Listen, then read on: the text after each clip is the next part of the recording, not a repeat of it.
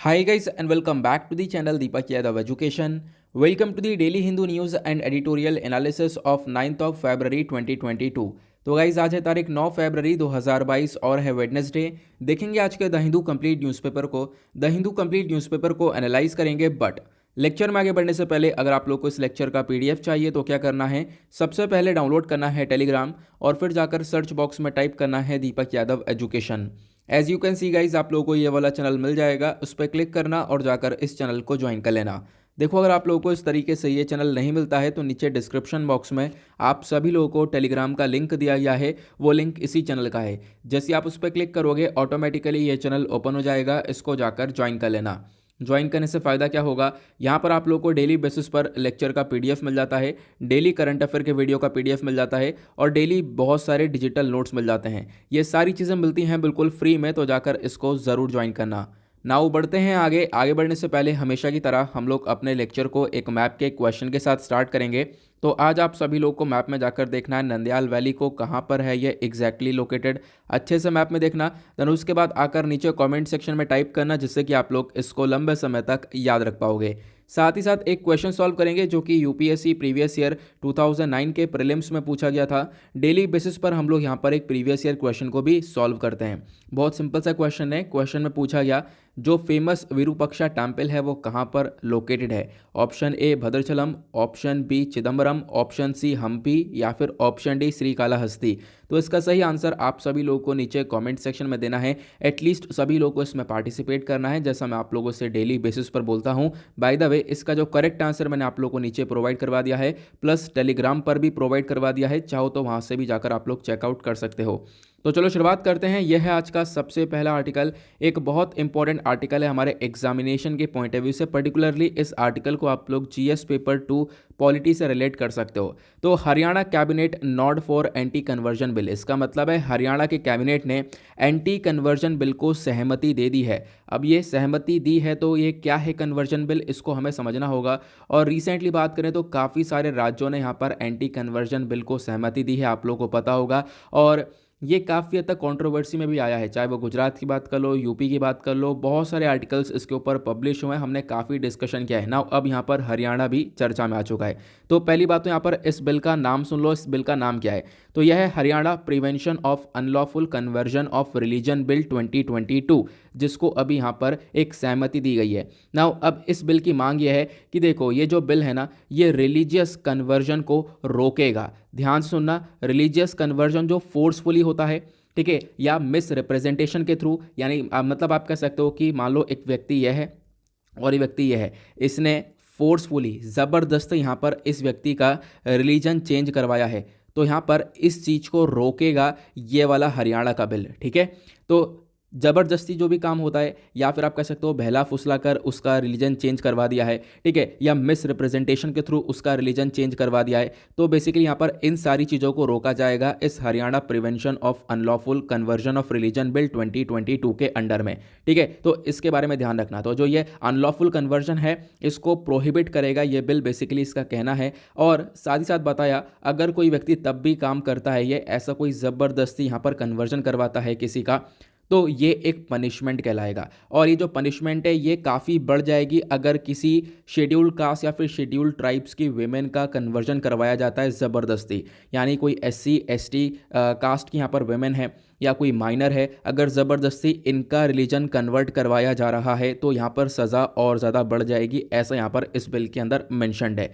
I hope आप लोगों को इस बिल का जो एम है वो तो समझ में आ गया है कि बिल का मकसद क्या है।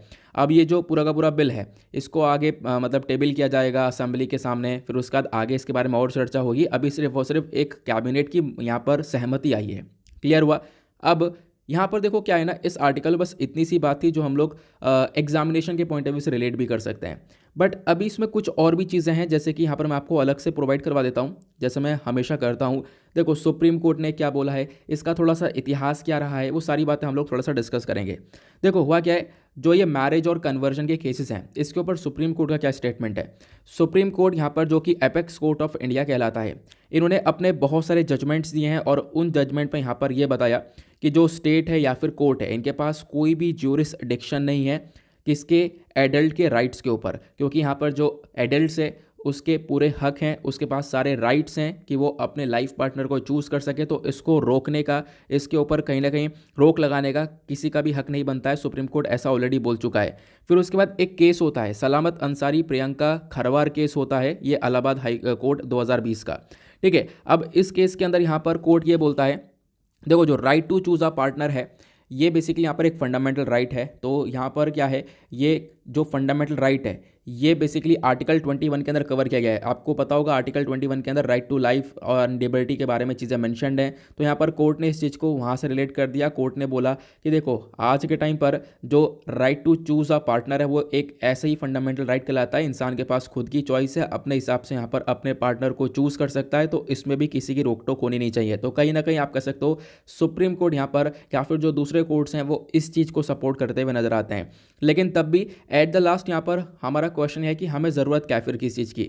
ज़रूरत यह है कि जो भी स्टेट्स हैं, जो भी यहाँ पर स्टेट्स एंटी कन्वर्जन लॉ को लेकर आ रहे हैं, मतलब कन्वर्जन को रोकना चाह रहे हैं, तो सबसे पहली बात यहाँ पर क्या होना चाहिए, उनको ये ध्यान रखना होगा कि अगर कोई व्यक्ति अपनी विल से, अपनी मर्जी से अगर अपना रिलीजन चेंज करना चाहता है तो उसको ना रोका जाए। तो बेसिकली पहली चीज़ तो यह है जो कि अभी यहाँ पर जो हरियाणा का बिल है इसमें भी मेंशन किया गया है कि ठीक है, क्योंकि जो फोर्सफुली यहाँ पर कन्वर्जन होगा, जो ज़बरदस्ती कन्वर्जन होगा उसको ही रोका जाएगा। अदरवाइज़ कोई व्यक्ति अपनी मर्जी से यहाँ पर अपना रिलीजन को चेंज करता है, उसको कन्वर्ट करता है, तो यहाँ पर इसको लेकर कोई भी रोक नहीं होनी चाहिए। ठीक है, उसके बाद यहाँ पर बोला गया क्या, जो एंटी कन्वर्जन लॉ है ना, इसके अंदर ज़रूरत है कि आप सारे जो प्रोविजंस है वो मेंशन करो, अच्छे से बताओ कि क्या क्या स्टेप्स हैं, कैसे कैसे यहाँ पर कोई व्यक्ति अपने आप को कन्वर्ट कर सकता है। और साथ ही साथ यहाँ पर लोगों को एजुकेट करने की भी ज़रूरत रहेगी, प्रोविजंस के बारे में बताना। ठीक है, यहाँ पर कोई व्यक्ति के साथ अगर ये फोर्सफुली काम किया जाता है, ज़बरदस्ती काम किया जाता है, बहला फुसला कर उसका कन्वर्जन करवाया जाता है, तो उसके बाद उन सब चीज़ों के बारे में उस व्यक्ति को पता होना चाहिए। कुछ यहाँ पर एजुकेशन वगैरह भी प्रोवाइड करवाने का हमारा मकसद होता है। तो ये 2-3 चीज़ें ज़रूरत हैं, हम लोग कर सकते हैं। आई होप आप लोग को इस आर्टिकल को अच्छे से समझ में आ चुका है। इस आर्टिकल का जितनी भी इंपॉर्टेंट चीज़ें हैं, अलग से भी जो हम लोगों ने समझाए, सारी चीज़ें मैंने आप लोगों को एक जगह पर कंपाइल करके प्रोवाइड करवा दी हैं। क्लियर हुआ? आगे बढ़ते हैं अगले आर्टिकल पर। तो इस आर्टिकल के बारे में ज़रूर ध्यान रखना, आने वाले टाइम पर काफ़ी चर्चा में होने वाला है। जो ये अगला आर्टिकल है ये बात करता है कश्मीर को लेकर। तो आज का आप लोगों ने थंबनेल देखा होगा, वो इसी के बेसिस पर है। अभी क्या हुआ था रिसेंटली, देखो मैं आपको थोड़ा सा इसका बेसिक बताता हूँ, उसका बैकग्राउंड बताता हूँ। जो 5 फरवरी तारीख निकली है, 5 फरवरी को जो पाकिस्तान है वो कश्मीर लिबरेशन डे मनाता है, यानी कश्मीर की आज़ादी के लिए यहाँ पर आप कह सकते हो कि मांग करता है। सॉलिडारिटी विद कश्मीर यहाँ पर सेलिब्रेट करता है कौन? पाकिस्तान। अब यहाँ पे क्या हुआ, जब 5 फरवरी आया तो पाकिस्तान के अंदर जो ह्यूंडई है, पाकिस्तान बेस्ड जो केएफसी है, ठीक है, पाकिस्तान की जो बहुत सारी ब्रांचेस है, ह्यूंडई की हो गई, किया की हो गई, केएफसी हो गया, पिज़्ज़ा हट हो गया, जापानीज़ कंपनी है ओसाका बैटरीज हो गए, तो ये सब जो पाकिस्तान के अंदर ब्रांचेस हैं, इन्होंने ट्वीट कर दिया, इन्होंने भी ट्वीट कर दिया कि हाँ बिल्कुल सॉलिडेरिटी विद कश्मीर, कश्मीर की आज़ादी के लिए यहाँ पर इन्होंने ट्वीट कर दिया। ठीक है, अब यहाँ पर जब इन्होंने ट्वीट किया तो इंडिया के अंदर ट्विटर पर आप कह सकते हो इतना ज़्यादा बवाल मचा, भारतीय लोगों ने बहुत सारा यहाँ पर ट्वीट किया और यहाँ पर बोला बॉयकॉट केएफसी, बॉयकॉट पिज़्ज़ा हट, बॉयकॉट ह्यूंडई। आपको पता होगा ये सारी चीज़ें ट्रेंड हो रही थी, इन सबको बॉयकॉट करने को बोला गया कि ये यहाँ पे बॉयकॉट किए जाएंगे तो ही ज़्यादा सही रहेगा, क्योंकि यहाँ पर ये लोग क्या कर रहे हैं, एक तरीके से कश्मीर की आज़ादी की तरफ मांग कर रहे हैं। तो यहाँ पर ये सारी चीज़ें होने के बाद केएफसी ने कल यहाँ पर माफ़ी भी मांगी है, जिसके ऊपर आज का थंबनेल आप लोगों ने देखा होगा। केएफसी ने यहाँ पर कल सरकार से माफ़ी मांगी, क्यों? क्योंकि अगर बॉयकॉट यहाँ पर कर दिया जाएगा तो इनके प्रोडक्ट की तो वैसी रेट पिट जाएगी यहाँ पर, फिर उसका जो सेल वगैरह वो सब बिल्कुल बेकार हो जाएगा। ठीक है, तो यहाँ पर इस प्रकार से चीज़ें ट्रेंड हुई थी, आपको पता होगा ट्विटर पर ये काफ़ी तेज़ी से ट्रेंड हुआ था, चाहे वो ह्यूंडई हो, चाहे वो केएफसी हो, चाहे वो पिज़्ज़ा हट हो। ठीक है, इन सबको बॉयकॉट करने के बारे में चर्चा की गई। तो नाउ अब सरकार भी यहाँ पर बोलती है जो भी ये पोस्ट डाली गई है ना कश्मीर को लेकर, वो सब अनएक्सेप्टेबल है, इसको बिल्कुल भी एक्सेप्ट नहीं किया जाएगा। आई होप आप लोग को यहाँ पर आर्टिकल क्लियर हो चुका है। बस इतना सही क्रक्स था इस आर्टिकल का, बाकी इसमें और कुछ भी नहीं है। ठीक है, तो इतना जान लो, क्योंकि होगा क्या, ये आर्टिकल का इंपॉर्टेंस आज के टाइम पर बहुत ज़्यादा हो चुका है, पूरे देश भर में चर्चा हो रही है। तो आने वाले टाइम पर मतलब पॉसिबिलिटी कि इस आर्टिकल को एडिटोरियल पर कवर किया जाए, तो एडिटोरियल पर जब भी आएगा तो हम लोग उसको आराम से समझ पाएंगे। तो फिलहाल आपको बेसिक समझ में आ चुका है, इतना बहुत है। आगे चलते हैं नेक्स्ट आर्टिकल की तरफ ना। उसके बाद यहाँ पर एक और छोटा सा आर्टिकल आता है, ये भी बहुत इंपॉर्टेंट है, काफ़ी चर्चा में है और मतलब काफ़ी ज़बरदस्त ये आर्टिकल बन चुका है और आपके एग्जामिनेशन के पॉइंट ऑफ व्यू से भी काफ़ी इंपॉर्टेंट हो चुका है। बात की गई है एमजी नरेगा के बारे में। देखो एमजी नरेगा के लिए अभी जो बजट आया है, बजट 2022-23, और इस बजट के अंदर जो भी पैसा एमजी नरेगा के लिए लाया गया है वो बहुत कम है as compare to the previous year. इससे ज़्यादा पिछले साल के बजट के अंदर था, लेकिन अब की बार का जो एलोकेशन है वो काफ़ी कम है। ये अपने लिए काफ़ी बड़ा कंसर्न बन चुका है, क्योंकि एमजी नरेगा के अंदर अपने आप में पहले से ही बहुत सारी प्रॉब्लम्स चल रही हैं, उसको हमने डिस्कस किया था। ठीक है, तो अभी हम लोग समझेंगे इसको। तो पहली बात तो यहाँ पर आपको ध्यान रखना है, हुआ क्या है। Panel questions budget Kota for MG NREGA. देखो यहाँ पर क्या हुआ, जो ये एमजी नरेगा स्कीम है, अब इसके लिए बजट एलोकेशन हो चुका है। हमारा 1 फरवरी को बजट आया और उसमें बता दिया गया कि यहाँ पर हम लोग इतना पैसा देंगे बजट एमजी नरेगा के लिए। ठीक है, लेकिन हुआ क्या, बताया ये क्या कि जो अब की बार का बजट है ना, यहाँ पर 25% और ज़्यादा गिरावट देखने को मिल गई है। यानी कि जो पैसा अब की बार दिया जा रहा है एमजी नरेगा स्कीम के लिए वो 25% कम है, अगर इसको हम लोग कंपेयर करें पिछले साल से। तो यही सबसे बड़ी प्रॉब्लम यहाँ पर पार्लियामेंट्री पैनल के थ्रू उठाई गई है कि पहले से ही एमजी नरेगा के अंदर इतनी प्रॉब्लम्स चल रही हैं, पहले से यहाँ पर इसके अंदर फंड की कमी है, पहले से यहाँ पर जॉब्स वगैरह प्रोवाइड नहीं करवाई जा रही हैं, सही से काम नहीं कर पा रही है स्कीम, और उसके अंदर आप लोगों ने बजट का एलोकेशन कम किया है। तो अगेन इससे जो प्रॉब्लम्स है वो और ज़्यादा बढ़ने वाली हैं, ऐसा यहाँ पर आप कह सकते हो पैनल का क्वेश्चन उठाया गया। क्लियर हुआ? तो मैं आप लोगों को थोड़ा सा बेसिक इसका बता देता हूं, जो कि बहुत बहुत इंपॉर्टेंट होने वाला है। इस आर्टिकल को आप लोग सिंपली रिलेट कर सकते हो जीएस पेपर 2 से, क्योंकि हमारे सिलेबस में गवर्नमेंट पॉलिसीज़ एंड इंटरवेंशन का एक टॉपिक है, उससे रिलेट हो जाएगा। ठीक है, अब ये एमजी नरेगा के बारे में पहले मैं आपको बेसिक्स बता देता हूँ, क्योंकि प्रीलिम्स में डेफिनेटली क्वेश्चन बन सकते हैं। तो इसकी फुल फॉर्म है Mahatma Gandhi national rural employment guarantee act. इसके नाम से पता चल रहा है रूरल एम्प्लॉयमेंट गारंटी एक्ट है, मतलब कि जो गांव वाले एरियाज़ है वहाँ पर लोगों को रोज़गार देने का काम करता है एमजी नरेगा। ठीक है, तो साथ ही साथ इसको दुनिया का एक लार्जेस्ट वर्क गारंटी प्रोग्राम बोला जाता है, क्योंकि अपने आप में एक बहुत ह्यूज स्कीम है। इस स्कीम को लॉन्च किया गया था 2 फरवरी 2006 के अंदर, 2006 में। और नाम क्या है इसका मैंने आप लोगों को बता दिया है, फुल फॉर्म मैंने आप लोगों को बता दी है। अब बात करते हैं इसके ऑब्जेक्टिव की। मेन काम क्या है इस स्कीम का? इसका मेन काम है लगभग 100 डेज़ का वर्क प्रोवाइड करवाना, 100 डेज़ का रोजगार देना गांव के लोगों को। ठीक है, तो खासकर किन लोगों को, जो कि अनस्किल्ड लेबर है, जिनके पास इतनी स्किल्स है नहीं, उनको हम लोग अनस्किल्ड बोलेंगे। तो उन्हीं लेबर को यहाँ पर ये काम देने के बारे में चर्चा की जाती है, क्योंकि वो लोग क्या करते हैं, अब अपने एरिया से निकल कर दूसरी जगह पर जाएंगे काम करने के लिए। तो इससे अच्छा यहाँ पर एमजी नरेगा है। एमजी नरेगा के अंदर वो लोग अगर अप्लाई करेंगे तो उनको लगभग 100 दिन का ये काम दिया जाएगा। 100 दिन ये मिनिमम है, इससे ज़्यादा भी बढ़ाकर यहाँ पर वर्क दिया जा सकता है। अब अगेन वही वाली बात है, जब वो लोग काम करेंगे तो उसके बदले में उनको वेजेस यानी जो उनकी मजदूरी है वो प्रोवाइड करवाई जाएगी। ठीक है, तो ये एमजी नरेगा का ऑब्जेक्टिव है। लेकिन यहाँ पर अगर हम लोग बात करें, ये बेसिकली यहाँ पर पूरी तरह से ये जो एक्ट है आज के टाइम पर सही से काम कर रहा है। हम लोगों ने देखा, देखो होता क्या है, इसके अंदर लोग अप्लाई करते हैं, अप्लाई करने के बाद उनको एक रिस्पांस आता है, और उसके बाद यहाँ पर इस स्कीम के अंदर आज के टाइम पर मेन के साथ वेमेंस भी काम करती हैं। तो जो 1/3 बेनिफिशियरी ना इस स्कीम के, वो वेमेंस ही देखने को मिलेंगी।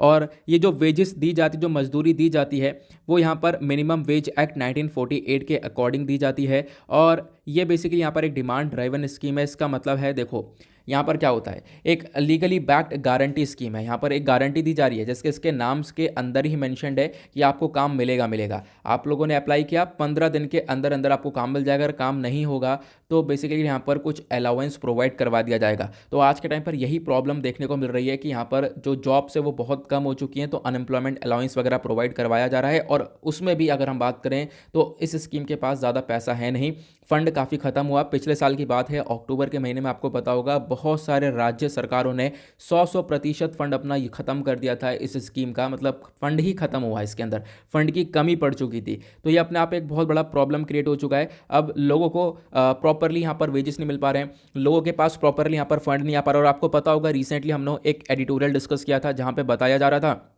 कि यहाँ पर कास्ट बेस सिस्टम भी देखने को मिल रहा है।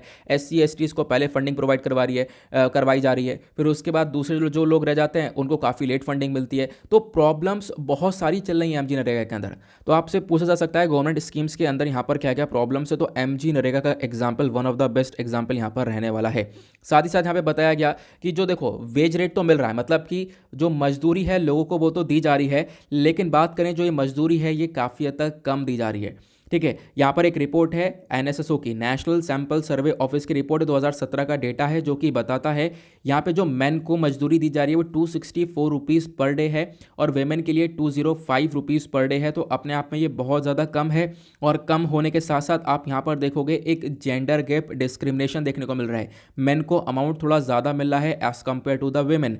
तो ये भी यहाँ पर एक प्रॉब्लम देखने को मिल जाती है। क्लियर हुआ। उसके बाद सबसे बड़ी प्रॉब्लम खुद की वो है इनएडिक्वेट फाइनेंसिंग। मैंने आपको बताया यहाँ पर फंड की बहुत ज़्यादा कमी है, जिसकी वजह से प्रॉपरली यहाँ पर फंड ये लोग प्रोवाइड नहीं करवा पाते हैं। महीनों महीनों बाद यहाँ पर लोगों को अपनी मजदूरी मिल पा रही है। ये भी एक बहुत बड़ी प्रॉब्लम क्रिएट हो जाती है। तो वही मैंने आपको बताया, जो पेमेंट है ना वेजेस की, वो बहुत ज़्यादा डिले हो रही है। इनफैक्ट हम लोगों ने आर्टिकल डिस्कस भी करे हुए हैं जहाँ पर महीनों खो जाते हैं, इनको पेमेंट नहीं मिल पाती है। लोग काम कर चुके हैं और इसकी वजह से लोग वापस से एमजी नरेगा के अंदर जा नहीं रहे। एमजी नरेगा के अंदर बहुत सारे लोग यहाँ पर अप्लाई नहीं कर रहे हैं इन्हीं सारी प्रॉब्लम्स की वजह से। क्लियर हुआ। बाकी यहाँ पर इसमें एक सबसे बड़ी प्रॉब्लम आती है, जो पंचायती राज इंस्टीट्यूशन है वो यहाँ पर सही से काम करता नहीं है। आपको पता होगा जो पंचायती राज यहाँ पे जो पंच होते हैं, ग्राम सभा होती है, जो भी यहाँ पर है, ठीक है, ग्राम पंचायत होती है, सही से काम नहीं कर पा रहे। इनका जो रोल है ना वो मतलब ज़्यादा इफेक्टिव नहीं है। तो इसकी वजह से भी आज के टाइम पर जो ये एमजी नरेगा वो प्रॉपरली वर्क कर नहीं पा रहा है। क्लियर हुआ। उसके बाद बताया गया कि भाई यहाँ पर जो काम है वो भी काफ़ी इनकम्प्लीट रहता है और काम की आज के टाइम पर प्रोवाइड सही से काम मिल भी नहीं पा रहा है लोगों को। तो उसकी वजह से भी सारी प्रॉब्लम्स यहाँ पर क्रिएट होती हुई नज़र आ रही हैं। तो आई होप आप लोगों को ये समझ में आ चुका होगा कि एमजी नरेगा के साथ आज के टाइम पर क्या क्या प्रॉब्लम्स हो रही हैं। अब इसका एक सबसे बड़ा सोल्यूशन हो सकता था कि इसके स्कीम के अंदर काफ़ी सारा फंड इंजेक्ट कर दिया जाए, काफ़ी सारा पैसा इसके लिए अलोकेट कर दिया जाए, लेकिन वो भी यहाँ पर सपना टूट गया। वो क्या है, क्योंकि बजट के अंदर उसका फंड का एलोकेशन भी काफ़ी कम रखा गया है, जो ही जिस प्रॉब्लम को यहाँ पर इस आर्टिकल के अंदर समझाया जा रहा है। आई होप आप लोग इस आर्टिकल को काफ़ी अच्छे से क्लियर कर गए होंगे।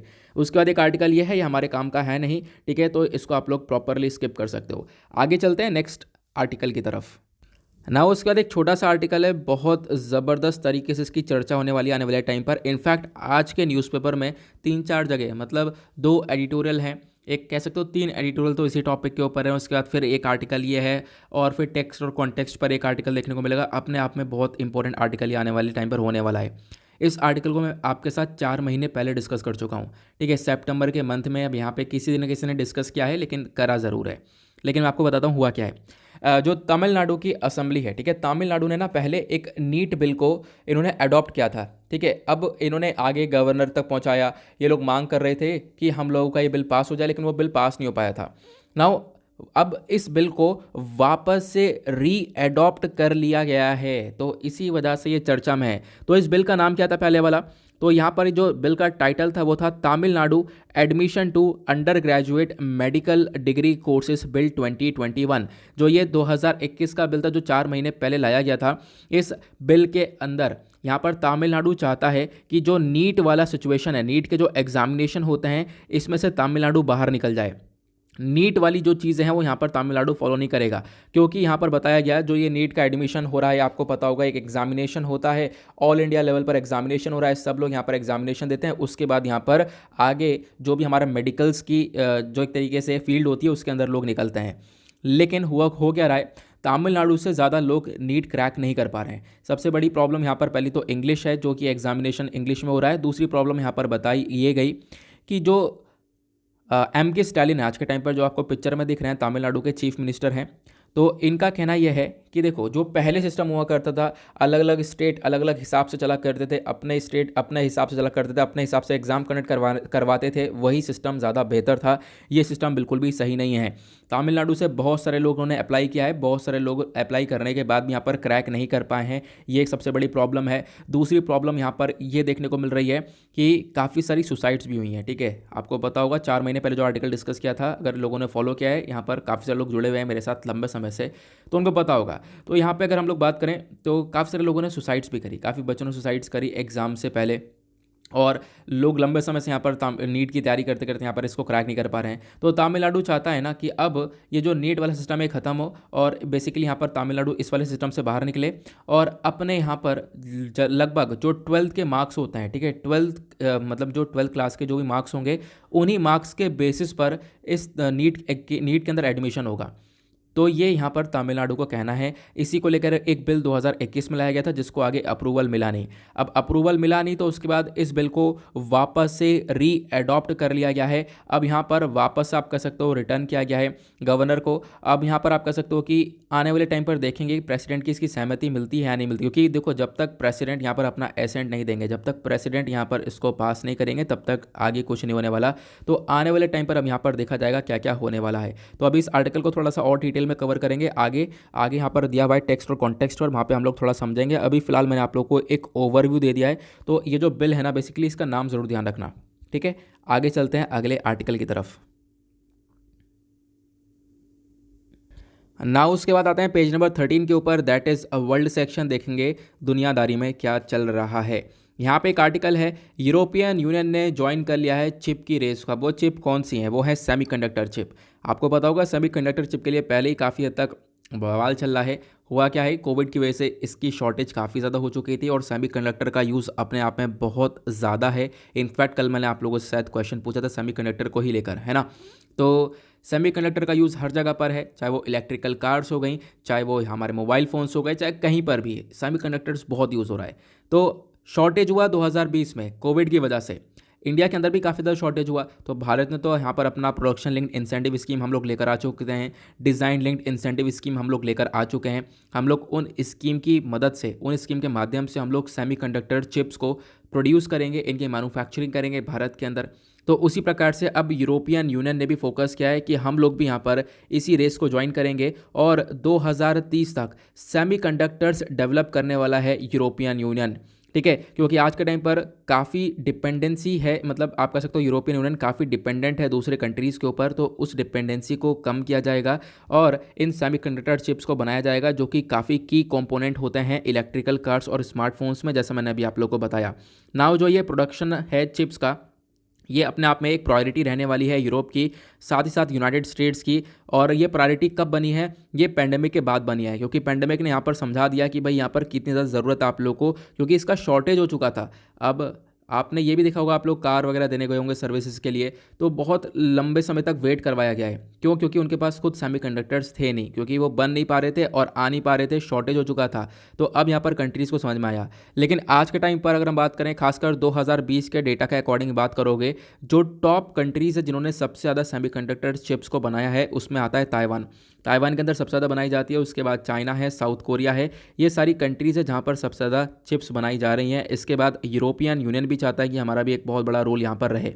तो चाइना का यहाँ पर मतलब ज़्यादा इतना बड़ा रोल नहीं है, लेकिन फिर भी इसमें काफ़ी अच्छा खासा रोल देखने को मिलने वाला है, खासकर इन चिप्स के सेक्टर में। तो अब यूरोपियन यूनियन ने यह सारी चीज़ें देखते हुए यूरोपियन यूनियन ने बोला है कि हम लोग 43 बिलियन यूरो लगभग आप कह सकते हो 49.1 बिलियन डॉलर्स तक का यहाँ पर ये जो पैसा है ये प्रोवाइड करवाने वाले हैं। ये इन्वेस्टमेंट करने वाले हैं इन चिप्स के अंदर में। 2030 तक यहाँ पर इन्वेस्टमेंट किया जाएगा और काफ़ी सारा चिप्स का ये प्रोडक्शन करने वाले हैं, ठीक है। जो इनका करंट मार्केट शेयर है वो 20% का है। तो बेसिकली उसको मतलब करंट मार्केट शेयर को इंक्रीज़ करेंगे, करंट मार्केट शेयर को ये लोग डबल कर देंगे ये पैसा इन्वेस्ट करने के बाद। क्लियर हुआ?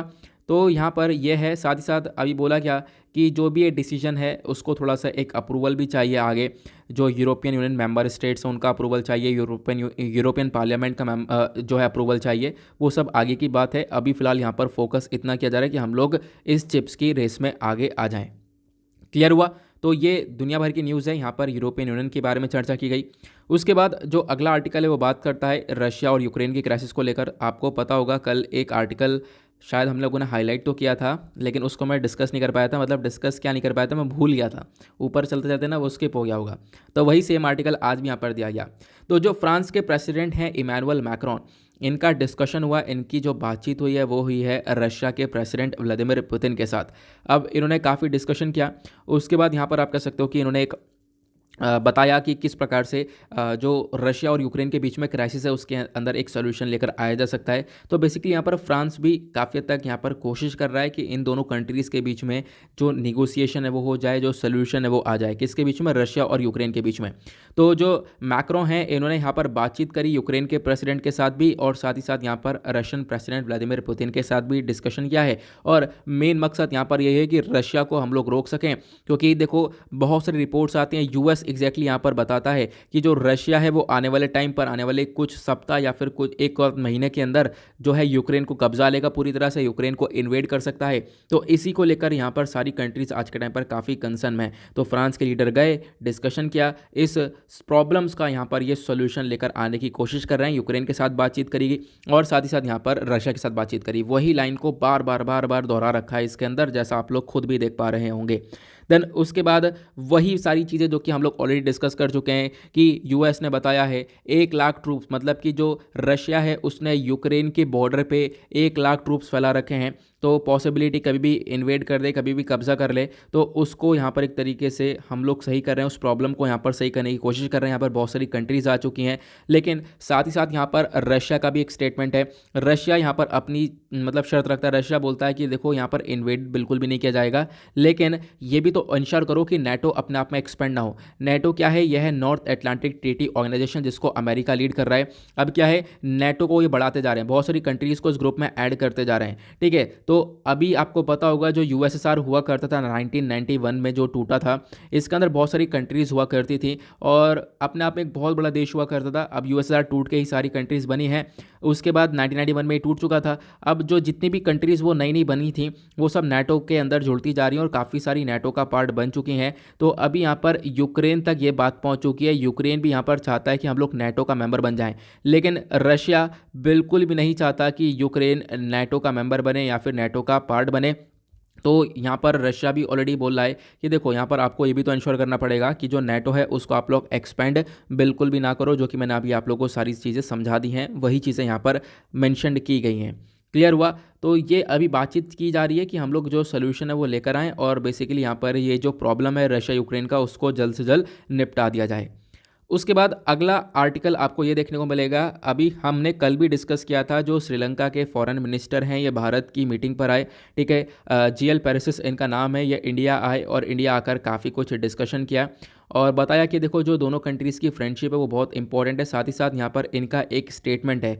इन्होंने यहाँ पर क्या बोला, Sri Lanka recognise India as a true and reliable friend. तो श्रीलंका ने भारत को रिकग्नाइज किया है एक सच्चा और एक विश्वसनीय दोस्त, ऐसा यहाँ पर इनका स्टेटमेंट है। अब ऐसा क्यों किया गया ये तो आपको पता ही है, क्योंकि भारत ने भर भर के पैसा यहाँ पर आज के टाइम पर प्रोवाइड करवाया है। उसके पीछे का भी रीज़न है। इस आर्टिकल को भी आगे एडिटोरियल पर कवर किया गया है, वहाँ पे हम थोड़ा सा डिस्कस करेंगे। अभी इसको यहाँ पे कवर करने से कोई ज़्यादा फायदा है नहीं, क्योंकि एडिटोरियल पर हम लोग काफ़ी सारी बातें कवर करने वाले हैं। ओके, उसके बाद आते हैं पेज नंबर 14 के ऊपर, दैट इज बिजनेस सेक्शन। देखेंगे इकोनॉमी के पॉइंट ऑफ व्यू से इंपॉर्टेंट आर्टिकल को। एक आर्टिकल, एक लौता आर्टिकल आपको यहाँ पर ये देखने को मिलेगा। जो ट्राई है, ट्राई यहाँ पर क्या है, telecom regulatory authority of India है, जिसको हम लोग ट्राई बोलते हैं, जो भी आपके टेलीकॉम सेक्टर को अच्छे से देखती है। तो अभी यहाँ पर ये लोग ट्राई ने स्टार्ट कर दिया अपना कंसल्टेशन, ठीक है। और वो कंसल्टेशन किस चीज़ को लेकर होगा? 5G ऑक्शन को लेकर। देखो 5G ऑक्शन होता है वो क्या है, मैं आप लोगों को अभी थोड़ी देर में बताता हूँ। पहले आप लोग यहाँ पर समझो ट्राई के बारे में, telecom regulatory authority of India. देखो जो ट्राई के चेयरमैन हैं जिनका नाम है पीडी वघेला, इन्होंने यहाँ पर ट्यूसडे में बोला कि देखो जो कंसल्टेशन पेपर हैं, बेसिकली जो कंसल्टेशन है वो स्टार्ट हो चुका है किसके ऊपर? 5G स्पेक्ट्रम ऑक्शन के ऊपर। और 5G स्पेक्ट्रम ऑक्शन आने वाले टाइम पर होने वाला है। कब होगा? ये मार्च में होने वाला है, तो आपको ध्यान रखना है। टीआरआई जो है ये बेसिकली यहाँ पर रिकमेंडेशन देगा अपनी, और बेसिकली यहाँ पर ये बताएगा जो 5G स्पेक्ट्रम है वो मार्च तक होगा। और ये जो भी ऑक्शंस होंगे, ठीक है, इसको हम लोग 2022 में कंडक्ट करवाएंगे, ताकि जो 5G मोबाइल सर्विसेज हैं वो यहाँ पर अलग अलग अच्छी तरीके से जगह पर प्रोवाइड करवाई जा सके, ठीक है। मैं आप लोगों को थोड़ा समझाता हूँ। देखो होता क्या है यहाँ पर, आपको पता होगा जब भी आप लोगों के पास नेटवर्क आ रहे हैं, जैसे मान लो यहाँ पर एक टावर है, ठीक है। मान लो एक सेकेंड, यहाँ पर इसको सही से बनाते हैं। मान लो यहाँ पर एक टावर है, ठीक है। अब ये जो टावर है यहाँ से नेटवर्क निकल रहे हैं, ठीक है। यहाँ से जो स्पेक्ट्रम है वो निकल रहा है, जो नेटवर्क आप कह सकते हो, समझने के लिए नेटवर्क कह लो। यहाँ से स्पेक्ट्रम निकल रहा है, ठीक है, ये नेटवर्क है इस टावर से। अब जो ये स्पेक्ट्रम है ना, ये सरकार के अंडर में आती है। किसके अंडर में? गवर्नमेंट के अंडर में आती है। तो आप कहोगे आपके घर तक पैसे कैसे पहुँच रही है? तो अब बीच में यहाँ पर एयरटेल आ जाता है, ठीक है। एयरटेल आ गया, आइडिया आ गया, जो भी हमारी टेलीकॉम कंपनीज़ हैं ये सब आ गई। तो इसकी ना जो स्पेक्ट्रम में जो नेटवर्क है, इसकी ऑक्शनिंग होती है। इसकी ऑक्शनिंग मतलब इसकी बोली लगवाई जाती है। अब बोली लगवाई जाएगी मार्च में, सरकार यहाँ पे बोली लगवाएगी। उसके बाद एयरटेल बताएगा कि हाँ भाई हम लोगों को इतने गीगा हर्ट्स तक की, इतनी फ्रिक्वेंसी का हम लोगों को स्पेक्ट्रम चाहिए। ठीक है। तो बोली लगाई जाएंगी यहाँ पर, एयरटेल और ये जो कंपनीज है बोली लगाएंगी, इसकी यहाँ पर बिडिंग करेंगी और बताएंगे कि हम लोग को इतना इतना पैसा का मतलब इतना इतना यहाँ पे हम लोग को फ्रीक्वेंसी का इतना इतना स्पेक्ट्रम चाहिए। तो इस प्रकार से यहाँ पे ऑक्शनिंग होगी और फिर उसके बाद यहाँ पर स्पेक्ट्रम लिए जाएंगे और फिर यहाँ पर आपके घर तक ये जो है 5G कनेक्शन जो है पहुँचता हुआ नजर आएगा। ठीक है, क्लियर हुआ। तो ये 5G नेटवर्क के बारे में चर्चा की जा रही है, जो 5G ऑक्शनिंग है बेसिकली उसके बारे में चर्चा की जा रही है। बाकी मैं आप लोगों को स्पेक्ट्रम के बारे में काफ़ी सारी बातें बता ही चुका हूँ ऑलरेडी। अब देन उसके बाद जो 5G टेक्नोलॉजी है, 5G के अंदर भी आपको अलग अलग बैंड देखने को मिलता है। जैसे एक लो बैंड होता है, एक मिड बैंड होता है, एक हाई बैंड होता है। लो बैंड यहाँ पर 1 गीगाहर्ट्ज से कम, ठीक है, रहेगा, इसमें स्पीड कम रहेगी और सस्ता रहेगा। उसके बाद मिड बैंड में 1 गीगाहर्ट्ज से 6 गीगाहर्ट्ज तक का स्पीड भी ज़्यादा रहेगी और यहाँ पर काफ़ी महंगा रहेगा। फिर उसके बाद हाई बैंड रहेगा जिसमें 24 गीगाहर्ट्ज से ऊपर की स्पीड रहेगी और स्पीड बहुत ज़्यादा हाई रहेगी, प्लस यहाँ पर ये बहुत ज़्यादा कॉस्टली भी पड़ेगा। तो इस प्रकार से यहाँ पर स्पेक्ट्रम्स होते हैं। आई होप आप लोग समझ गए होंगे स्पेक्ट्रम क्या है। ठीक है, यहाँ पर ये अलग अलग आपको नेटवर्क्स देखने को मिलेंगे जो कि आपके घर तक पहुँच रहे हैं। ठीक है, और इसको पहुँचाने के लिए एक ऑक्शनिंग की जाती है। ऑक्शनिंग वगैरह क्या होती है वो मैंने आप लोगों को बता दिया है, जो कि अभी मार्च में स्टार्ट होगी और उसके बाद वापस से आर्टिकल काफ़ी चर्चा में आएंगे। क्लियर हुआ। नाउ आगे चलते हैं, हम लोग अब देखेंगे अपने इंपॉर्टेंट एडिटोरियल्स को। नाउ एडिटोरियल में आज हमारे सबसे पहला एडिटोरियल यहाँ पर ये दोनों दिख रहे होंगे, दोनों नीट के बारे में चर्चा करते हैं। वही नीट बिल के बारे में जो कि मैंने अभी आप लोगों को बताया है, इसके बारे में एक ओवरव्यू दूंगा क्योंकि आर्टिकल खुद M.K. स्टैलिन जो तमिलनाडु के चीफ मिनिस्टर हैं उन्होंने लिख रखा है। उन्होंने बताया कि नीट में क्या क्या दिक्कतें हैं और इससे क्या क्या प्रॉब्लम्स हो रही हैं तमिलनाडु को। ठीक है, उसके बारे में बात करेंगे। मैं आपको एक ओवरव्यू दे दूंगा ओवरऑल। उसका एक आर्टिकल बहुत बहुत बहुत ज़बरदस्त आर्टिकल, ठीक है, यहाँ पर ये बहुत इंपॉर्टेंट आर्टिकल है। फार्म इनकम्स को बूस्ट करने की बहुत ज़्यादा आवश्यकता है, एग्रीकल्चर के अंदर पैसा खर्चने की बहुत ज़्यादा आवश्यकता है, उसको लेकर यहाँ पे चर्चा की जा रही है। तो डिस्कस करेंगे क्या क्या इश्यूज़ आज के टाइम पर देख रहा है भारत, खासकर एग्रीकल्चर स्पेंडिंग के अंदर, और दूसरी कंट्रीज़ कैसे ग्रो कर रही हैं, उनसे सीख के हम लोग कैसे ग्रो कर सकते हैं, वो यहाँ पर बताया गया। उसके बाद एक आर्टिकल आपको यहाँ पर ये वाला देखने को मिलेगा। ठीक है, अब इसमें भी कोई ज़्यादा मतलब जो कहते हैं ना इंपॉर्टेंट ऐसी बात नहीं देखने को मिलेगी, लेकिन फिर भी एक ओवरव्यू मैं आप लोगों को दे दूंगा इस आर्टिकल के रिगार्डिंग यहाँ पर क्या देखने को मिला है। ठीक है, इसके अंदर मैं आपको एक ओवरव्यू दे दूंगा तो कि आप लोगों को पता चल जाएगा अच्छे से। तो ये हमारे पास आज 2-3 आर्टिकल हैं, फिर उसके बाद हमारे पास कुछ और भी आर्टिकल्स हैं जो कि टेक्स्ट और कॉन्टेक्स्ट पर हैं, और ये बेसिकली यहाँ पर एडिटोरियल से भी इंपॉर्टेंट आर्टिकल्स होते हैं। अगेन यहाँ पर बात की गई है नीट बिल के बारे में, तो इसको हम लोग थोड़ा सा देखेंगे। नीट को बैन करा जाए, इस प्रकार से आप देख पाओगे यहाँ पर ये प्रोटेस्ट वगैरह चलाया गया है तमिलनाडु के अंदर। उसका एक आर्टिकल ये है इंडिया श्रीलंका के रिलेशंस के बारे में, इसको भी हम लोग देखने वाले हैं। तो काफ़ी सारे अभी बड़े बड़े आर्टिकल और इम्पॉर्टेंट आर्टिकल बचे हुए हैं। तो चलो शुरुआत करते हैं अपने सबसे पहले इस आर्टिकल से जो कि काफ़ी ज़बरदस्त है। अब देखो यहाँ पर क्या क्या बोला गया है। देखो जो ओवरऑल बजटरी एलोकेशन है हमारे एग्रीकल्चर सेक्टर के अंदर, जैसा अभी बजट आया 2022-23 का, तो 2022-23 के बजट में जो भी एलोकेशन दिया गया है एग्रीकल्चर सेक्टर में, ठीक है, कृषि वाले क्षेत्र में, उसको थोड़ा सा इंक्रीज़ किया गया है। लगभग यहाँ पर इंक्रीमेंट 4.4% का देखने को मिला है, ये बताया गया। लेकिन फिर ऑथर बोलती हैं ये जो इंक्रीमेंट है कोई ज़्यादा खास इंक्रीमेंट नहीं है, आपने ज़्यादा पैसा इसके अंदर खर्चने के बारे में चर्चा नहीं की है, क्योंकि आपने 4.4% का इंक्रीमेंट बोला है। उधर जो महंगाई है वो 5.5% की है। ठीक है, महंगाई से भी कम आप कह सकते हो, कम गति से आप लोगों ने इंक्रीमेंट करवाया, मतलब महंगाई से भी कम आप लोगों ने पैसा अलोकेट किया है किसके अंदर, एग्रीकल्चर सेक्टर के अंदर। तो सबसे बड़ी प्रॉब्लम यहाँ पर ऑथर ये बताती है, ऑथर का कंसर्न क्या है। तो कॉन्टेक्स्ट बेसिकली आप कह सकते हो ना, जो कॉन्टेक्स्ट बनता है वो ये है, कॉन्टेक्स्ट ये है कि एग्रीकल्चर के अंदर सही से आज के टाइम पर पैसा खर्चा नहीं जा रहा है, और अब जो बजट एलोकेशन आया है उसके अंदर भी प्रॉपरली यहाँ पर बजट एलोकेशन के बारे में चर्चा की नहीं गई है कि कितना मतलब प्रॉपर आप कह सकते हो कि ज़्यादा पैसा नहीं खर्चा जा रहा है। एग्जैक्टली ये सबसे बड़ी प्रॉब्लम यहाँ पर ऑथर ने मेंशन करी है। फिर उसके बाद यहाँ पर ऑथर क्या बोलती हैं, ऑथर ये बोलती हैं कि हमारे पास कुछ डेटा है। Food and Agriculture Organisation of the United Nation, ये जो रिपोर्ट है 2001 से लेकर 2019 तक की, इस रिपोर्ट के माध्यम से काफ़ी सारी चीज़ें बताई गई हैं। बताई गई कि जो भारत है वो टॉप 10 कंट्रीज़ के अंदर आ रहा है in terms of spending in the agriculture, मतलब कृषि वाले क्षेत्र में पैसा खर्च करने के मामले में भारत टॉप 10 कंट्रीज़ में आ रहा है। ठीक है, उसके बावजूद भी भारत यहाँ पर लो इनकम कंट्री के पीछे आ रहा है। देखो क्या हो रहा है ना, यहाँ पर पहले तो ये बताएगा कि हाँ भारत काफ़ी सारा पैसा खर्च कर रहा है, लेकिन जब आप दूसरी और भी कम जहाँ पर आय बहुत कम है उन कंट्रीज़ की इनकम देखो, मतलब उन कंट्रीज़ के नाम देखोगे, जैसे माली हुआ, भूटान हुआ, नेपाल हुआ, तो उसके बाद यहाँ पर अपर मिडिल इनकम कंट्रीज़ हो गई, गुआना हो गया, ये सारी कंट्रीज़ हो गई, चाइना हुआ, तो इन कंट्रीज़ से भी काफ़ी पीछे आज के टाइम पर आ रहा है भारत। हालांकि यहाँ पर स्पेंडिंग हो रही है, अगर ऐसा बताया गया स्पेंडिंग होने के बाद भी यहाँ पर इंडिया काफ़ी पीछे आ रहा है इन कंट्रीज से। तो उसके पीछे का रीज़न क्या है वो आगे समझेंगे, और साथ साथ यहाँ पर बताया गया ये सबसे बड़ी प्रॉब्लम है हमारे लिए, और वो प्रॉब्लम यह है कि आज के टाइम पर जो बढ़ोतरी है वो नहीं देखने को मिली। जो हम एग्रीकल्चर के ऊपर पैसा जिस हिसाब से खर्चना चाहिए था, जिस गति को यहाँ पर मेंटेन करना चाहिए था, वो गति नहीं है। ठीक है, क्योंकि यहाँ पर हम लोगों ने एक्सपेक्टेशन किया था कि एग्रीकल्चर के अंदर अब की बार बहुत सारा बजट यहाँ पर लेकर आया जाएगा, लेकिन वैसा यहाँ पर कुछ हुआ नहीं। एक्सपेक्टेशन के तौर पर यहाँ पर वो सारी बातें आगे रियलिटी में आई नहीं है। क्लियर हुआ। अब बात की गई भारत की रैंक जो है ना काफ़ी सारी चीज़ों में लो है, खासकर जो एग्रीकल्चर ओरिएंटेशन इंडेक्स आता है। तो यहाँ पर बोला गया जो एग्रीकल्चर ओरिएंटेशन इंडेक्स है जिसको डेवलप किया गया था ज़ीरो हंगर का एक तरीके से मतलब एक तरीके से ज़ीरो हंगर का गोल लेने के बाद, और जो आपको पता होगा सस्टेनेबल डेवलपमेंट गोल्स हैं हमारे एसडीजी, सस्टेनेबल डेवलपमेंट गोल हमारे 17 गोल हैं, 2030 तक हम लोगों को उसको अचीव करना है। ठीक है, ये सारी चीज़ें फोकस करती हैं किस चीज़ के ऊपर, ये सारी चीज़ें फोकस करती हैं कि भाई आपके एग्रीकल्चर रिसर्च के ऊपर थोड़ा पैसा खर्चना चाहिए, इंफ्रास्ट्रक्चर के ऊपर पैसा खर्चना चाहिए। ठीक है, उसके बाद यहाँ पर बोला गया कि जो एग्रीकल्चर प्रोडक्टिविटी है उसके ऊपर पैसा खर्चना चाहिए। ठीक है, जो पॉवर्टी है उसको कम करना चाहिए। तो ये सब हमारे गोल्स हैं, लेकिन क्या हम लोग इसको प्रॉपरली फॉलो कर पा रहे हैं? तो ऐसा नहीं है। इंडिया यहाँ पर इस इंडेक्स के अंदर काफ़ी लो रैंक पर आ रहा है, इंडिया काफ़ी पीछे है। इंडिया यहाँ पर प्रॉपरली इन सारे सेक्टर्स के ऊपर काम करता हुआ नहीं नज़र आ रहा है, ऐसा यहाँ पर ऑथर का कहना है।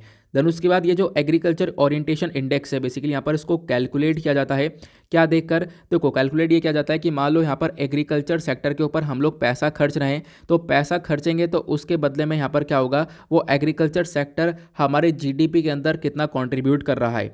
तो यहाँ पर ये बेसिकली एग्रीकल्चर ओरिएंटेशन इंडेक्स का जो है कैलकुलेशन किया जाता है। तो ये भी बहुत कम आपको देखने को मिलेगा। ठीक है, तो आपने एग्रीकल्चर सेक्टर के प्रति आपने जो भी पैसा खर्चा है, ठीक है, उसी के बदले में तो वो जो एग्रीकल्चर सेक्टर है वो भी तो आपके जीडीपी अंदर कंट्रीब्यूट करेगा। मतलब जैसा पैसा खर्चोगे उसके बदले में आपको रिटर्न ऑन इन्वेस्टमेंट मिलेगा, जो भी आप पैसा इन्वेस्ट करोगे उसके बदले में आपको पैसा मिलेगा। ठीक है, लेकिन जब पैसा इन्वेस्टमेंट ही बहुत कम रहेगा, इन्वेस्टमेंट बहुत ज़्यादा लो रहेगा, तो उसका रिटर्न भी बहुत कम रहेगा और जीडीपी के थ्रू कॉन्ट्रीब्यूशन वगैरह भी बहुत ज़्यादा कम रहेगा, जो कि आज के टाइम पर भारत के साथ हो रहा है।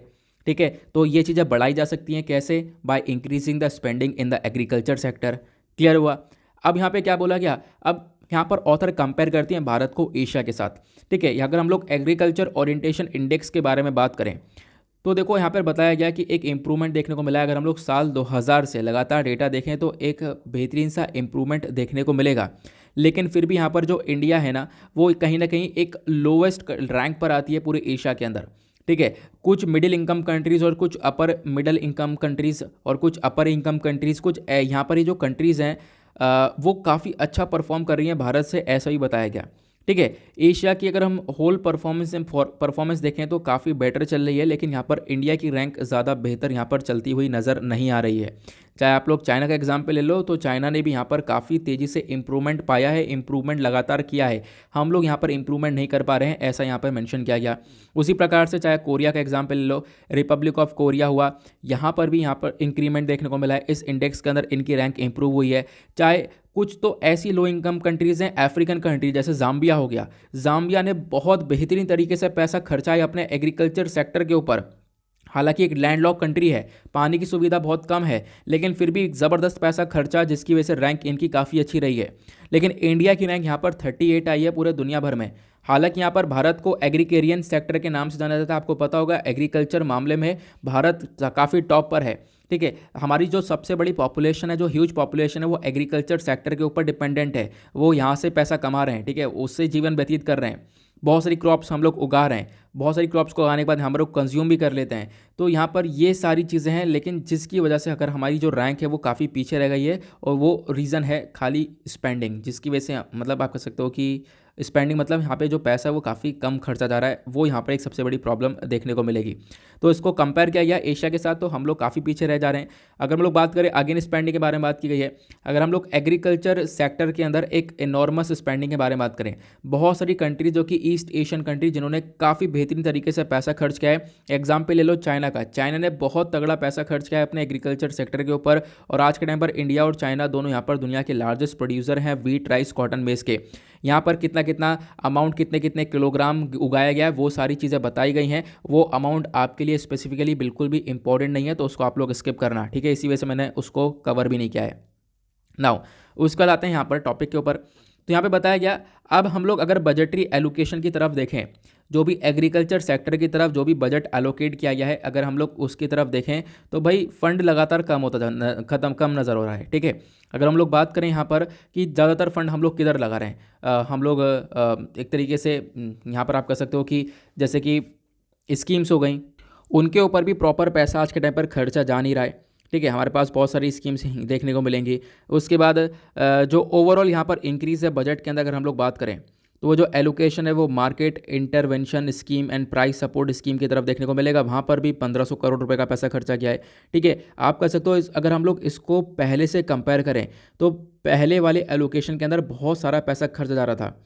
ठीक है, लेकिन अब की बार ना इन स्कीम्स के ऊपर भी पैसा बहुत कम कर दिया है। तो बेसिकली यहाँ पर यही ज़्यादातर प्रॉब्लम है। अभी एमजी नरेगा के साथ भी वही प्रॉब्लम देखने को मिल रही थी। प्रॉब्लम यही थी कि बजट के अंदर पहले अगर हम बात करें तो काफ़ी पैसा खर्चा जा रहा था, अब की बार जो बजट आया है इसमें कम पैसा खर्चा गया है। क्लियर हुआ। देन उसके बाद यहाँ पर बोला गया और भी चीज़ों के अंदर रिडक्शन किया है, सिर्फ बजट की नहीं, उसके बाद देखोगे और भी बहुत सारी स्कीम्स है जहाँ पर पैसों की कटौती देखने को मिली है। जैसे प्रधानमंत्री अन्नदाता आय संरक्षण अभियान, ये देखोगे इसके अंदर ना एक टाइम पर 400 करोड़ रुपए अनाउंस किया गया था 2021-22 में, लेकिन उसको कम करके 1 करोड़ कर दिया गया है। इमेजिन कर सकते हो। उसके बाद यहाँ पर दोनों स्कीम और भी बहुत सारी स्कीम्स यहाँ पर आपको देखने को मिलेंगी जो कि यहाँ पर इंश्योर करती हैं एमएसपी बेस्ड प्रोक्योरमेंट की, हम लोग मिनिमम सपोर्ट प्राइस प्रोवाइड करवाएंगे। ऐसी बहुत सारी स्कीम्स हैं। इन सभी स्कीम्स के अंदर भी जो पैसा है वो बहुत कम कर दिया है। एक स्कीम के अंदर आप कह सकते हो कि 50 करोड़ रुपए पहले दिया गया था 2021-22 के अंदर, अब वो यहाँ पर कम करके 9 करोड़ कर दिया गया है। ठीक है, एक जगह पर यहाँ पर बहुत सारा पैसा लगभग 718 करोड़ रुपए दिया जाता था, उसको कम कर दिया, 300 करोड़ कर दिया गया है। तो मतलब हर जगह पर आप कह सकते हो कटौती बहुत ज़्यादा हुई है। ठीक है, तो कटौती यहाँ पर लगातार देखने को मिल रही है। ऐसा बताया गया अलग अलग स्कीम्स के ऊपर कटौती दी गई है। हालांकि हमें करना ये था, हम लोग को स्पेंडिंग को इंक्रीज़ करना था, स्कीम्स को और बेहतर बनाना था, एग्रीकल्चर के ऊपर और ज़्यादा फोकस करना था, जो कि आज के टाइम पर प्रॉपरली काम देखने को मिलेगा नहीं। ठीक है, तो यहाँ पर अब एक आर्गूमेंट यही हम लोग कर सकते हैं कि जो कैपिटल इन्वेस्टमेंट है एग्रीकल्चर सेक्टर के अंदर वो बहुत इंपॉर्टेंट पार्ट है प्राइस सपोर्ट प्रोग्राम से। तो आपको यहाँ पर थोड़ा सा फोकस करना पड़ेगा हर चीज़ की तरफ। ठीक है, आपको कैपिटल इन्वेस्टमेंट तो करना पड़ेगा, साथ ही साथ यहाँ पर आपको इंफ्रास्ट्रक्चर डेवलपमेंट भी करना पड़ेगा और रूरल डेवलपमेंट भी करना पड़ेगा। तो उसके लिए आपको यहाँ पर अलोकेट करना पड़ेगा। अगर हम लोग रूरल डेवलपमेंट के बारे में बात करें, गाँव के विकास के बारे में, तो यहाँ पर पिछले साल जो बजट था उसमें 5.59% अलोकेट किया गया था। इसको भी अब की बार कम करके 5.23% कर दिया गया है। तो अपने आप में आप कह सकते हो जो ये अलोकेशन है ये बहुत ज़्यादा कम हो चुका है। अलग अलग स्कीम्स के अंदर और भी बहुत सारी कटौतियाँ देखने को मिल रही हैं, जिसकी वजह से ये प्रॉब्लम्स काफ़ी बढ़ सकती हैं। तो करना क्या है, तो एकमात्र सोल्यूशन ऑथर ने दिया है वो है intensification in the government spending. मतलब जो सरकार का पैसा खर्चा जा रहा है उसके अंदर उसको इंटेंसिफाई करना पड़ेगा, खासकर एग्रीकल्चर सेक्टर के अंदर। एग्रीकल्चर सेक्टर में आप लोगों को पैसा खर्चना है ज़्यादा, ताकि हम लोग क्या कर सकें, जो भी हमारी एग्रीकल्चर ग्रोथ है खासकर हायर ग्रोथ उसको अचीव कर सकें। क्योंकि एग्रीकल्चर ग्रोथ होगी तो फार्मर की इनकम भी जनरेट होगी, लेकिन एग्रीकल्चर की ग्रोथ नहीं देखने को मिलेगी तो फार्मर्स की इनकम भी नहीं देखने को मिलेगी। तो उसके लिए spending is the most crucial part, जो कि यहाँ पर एकमात्र सोल्यूशन हो सकता है। आई होप आप लोग को ये आर्टिकल काफ़ी अच्छे से सारी बातें एक एक करके क्लियर हो चुकी हैं, जो भी मैंने आप लोगों को बताया है। तो स्पेंडिंग कम है, स्पेंडिंग को बढ़ाने के ऊपर फोकस किया गया। आगे चलते हैं अगले एडिटोरियल की तरफ। नाउ जो नेक्स्ट एडिटोरियल है वो बात करता है इंडिया और श्रीलंका के रिलेशंस के बारे में। रिसेंटली जो है श्रीलंका के फॉरेन मिनिस्टर GL पेरेसिस वो यहाँ पर भारत में आए, डिस्कशन किया और कह दिया कि भारत और श्रीलंका अपने आप में बहुत इंपॉर्टेंट पार्ट हैं, और भारत जो है एक तरीके से श्रीलंका का काफ़ी खास दोस्त है और एक विश्वसनीय दोस्त है, जो कि मैंने भी आप लोग को थोड़ी देर पहले बताया था। वही चीज़ें यहाँ पर मेंशन की गई हैं। अब हम लोग थोड़ा सा बात करते हैं रिलेशंस के बारे में कि जो इंडिया श्रीलंका के रिलेशंस हैं वो कैसे यहाँ पर ग्रो हो रहे हैं। तो पहली बात तो यहाँ पर बोला गया कि इंडिया आखिरकार how is India helping, India Sri Lanka की मदद कैसे कर रहा है। तो आपको तो पता है मदद हम लोग कैसे कर रहे हैं। $1.4 बिलियन एक तरफ, मतलब इसमें अगर हम देखें तो 400 जो बिलियन डॉलर्स है वो हम लोग करेंसी स्वाप दे रहे हैं, 400 मिलियन डॉलर्स की करेंसी स्वाप प्रोवाइड करवा रहे हैं, 500 मिलियन डॉलर्स का लोन दिया, 500 मिलियन डॉलर्स का लाइन ऑफ क्रेडिट दिया, फिर उसके बाद अलग से $1 बिलियन का असिस्टेंस प्रोवाइड करवा रहे हैं। तो ये जो पैसा है ना, भर भर के पैसा प्रोवाइड करवाया जा रहा है आज के टाइम पर श्रीलंका को, ये आपको पता होगा। तो इंडिया कैसे हेल्प कर रहा है, तो ऐसे हेल्प कर रहा है। हम मतलब बहुत रुपया हम लोगों ने दे दिया है श्रीलंका को, और बहुत रुपया देने के बारे में चर्चा की है, उसको लेकर अग्रीमेंट वगैरह किया है। तो दूसरा क्वेश्चन उठता है आखिरकार इंडिया ऐसा कर क्यों रहा है। इसके पीछे चाइना एक बहुत बड़ा फैक्टर है जो कि मेंशन किया गया है, ठीक है, क्योंकि चाइना भी तो एक तरफ से यहाँ पर अपना जो कंसर्न है वो काफ़ी बढ़ा रहा है। चाइना जो है काफ़ी हद तक इन्फ्लुएंस बढ़ा चुका है श्रीलंका के अंदर। तो आज के टाइम पर अगर श्रीलंका अपने इकोनॉमिक क्राइसिस से नहीं निकलता है, क्योंकि हालत काफ़ी बेकार हो चुकी है इनकी, अब अगर इकोनॉमिक क्राइसिस से ये नहीं निकलता है तो इससे प्रॉब्लम क्या आएगी। प्रॉब्लम ये आएगी ये अपनी जो ज़मीन है उसको रेंट पर दिए करेंगे। भारत की ये नीति कभी रही नहीं है कि हम लोग किसी के ज़मीन को खरीद लें, उसको कब्जा लें।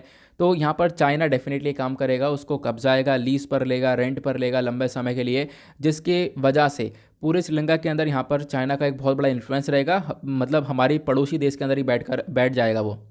उसके बाद ऊपर से तो प्रॉब्लम है ही, फिर नीचे से यहाँ पर वो और प्रॉब्लम्स क्रिएट करना चालू करेगा। तो ये यहाँ पर इन सब चीज़ों को देखते हुए भारत को आज के टाइम पर पैसा देना पड़ रहा है। इनफैक्ट आप कह सकते हो एक हमारी मजबूरी भी बन चुकी है कि हम लोग यहाँ पर श्रीलंका को सपोर्ट करें। उसके बाद यहाँ पे बताया कि देखो इंडिया और श्रीलंका के बीच में यहाँ पर क्या क्या इश्यूज़ देखने को मिलते हैं, क्या क्या प्रॉब्लम्स देखने को मिलती हैं। तो उन इश्यूज़ के बीच में आप लोगों को बता देता हूँ, ठीक है। पहली चीज़ तो मैंने आप लोगों को बता दी है जो भी इंपॉर्टेंट बातें थी। अब उसका इश्यूज़ के बारे में हम लोग थोड़ा सा कवर करते हैं जो कि इस आर्टिकल में मैंशनड है। सबसे बड़ा इशू है फिशरमैन इशू, जिसके बारे में अभी डिस्कशन हुआ है। देखो ये मछुआरों वाला जो इशू है ना, ये विवाद का जो सोल्यूशन है वो नहीं निकाल पा रही हैं दोनों कंट्रीज, इंडिया और श्रीलंका। ये मछुआरों का इशू विवाद अपने आप में बहुत ज़्यादा बड़ा है। देखो होता क्या है ना, यहाँ पर मैंने आप लोग को पहले भी बता रखा है, जब आप लोग मैप देखते हो तो ऊपर इंडिया देखने को मिलेगा, नीचे श्रीलंका देखने को मिलेगा, बीच में इनके पाक स्ट्रेट है। और इसी के बीच में यहाँ पर क्या होता है, तमिलनाडु से बहुत सारे मछुआरे जो है इंटरनेशनल मैरीटाइम बाउंड्री को क्रॉस कर लेते हैं, श्रीलंकन टेरिटरी में आ जाते हैं, श्रीलंका उनको अरेस्ट कर लेता है, जिसकी वजह से आज के टाइम पर ये डिस्प्यूट्स काफ़ी ज़्यादा बढ़ चुका है। उसके बाद दूसरा एक बहुत बड़ा विवाद है कि जो हमारे भारत के मछुआरे हैं वो बॉटम ट्रोलिंग का इस्तेमाल करते हैं, मतलब कि इस प्रकार से मछली को पकड़ते हैं। यहाँ पर कुछ इस प्रकार से मेथड यूज़ किया जाता है, बोट के अंदर जाल बांधी जाती है, फिर उसको आगे पुल किया जाता है। और यहाँ पर क्या है, ये जो जाल है ये मछलियों के साथ साथ पूरा जो मैरिन इकोसिस्टम है वो बर्बाद कर देती है, क्योंकि बाकी सारे यहाँ पर पानी के अंदर आपको एक्वाटिक प्लांट्स एंड एनिमल्स देखने को मिलेंगे, दूसरे एनिमल्स देखने को मिलेंगे, फिशेस देखने को मिलेंगी। तो मछली के साथ साथ यहाँ पर ये पूरा इकोसिस्टम बर्बाद हो रहा है। अब क्या है ना कि ये जो पूरा का पूरा बॉटम ट्रॉलिंग है, जिसको हम लोग बॉटम ट्रॉलिंग बोलते हैं, तो इस बॉटम ट्रॉलिंग को बैन कर रखा है श्रीलंका ने। लेकिन तब भी आप कह सकते हो कि जो इंडियन फिशरमैन्स है वो यहाँ पर श्रीलंका की साइड से बॉटम ट्रॉलिंग कर जाते हैं, जिसकी वजह से एक कंसर्न क्रिएट होता है और इंडियन फिशरमैन्स को फिर अरेस्ट भी कर लिया जाता है। तो ऐसी प्रॉब्लम काफ़ी ज़्यादा देखने को मिलती है। तो ये तो कुछ अपने आप में प्रॉब्लम देखने को मिल गई।